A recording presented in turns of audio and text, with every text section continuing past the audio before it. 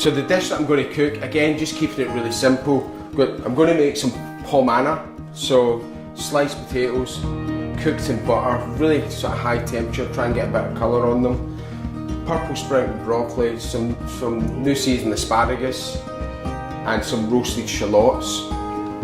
And I'm also going to make a puree from some celeriac. So looking for a nice hot smoky pan.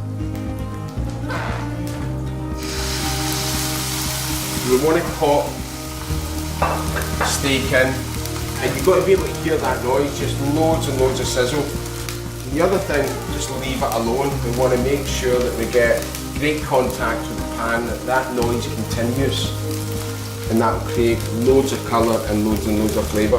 Ready for the first turn. Again, just really golden. Again, we just baste.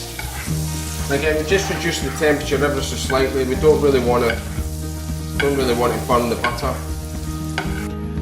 So what's really good for a chef is to actually get out and find out where food's coming from. Understand completely what you're paying for, because buying Scotch beef, you're buying the best you can, and understanding where it comes from, the care, the energy, and the time that goes into making sure that Scotch is the best.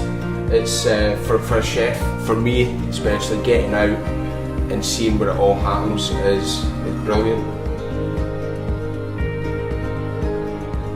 So hopefully I've done this amazing beef justice, and Sarah will be happy with what I've made. So tuck in. Absolutely fantastic.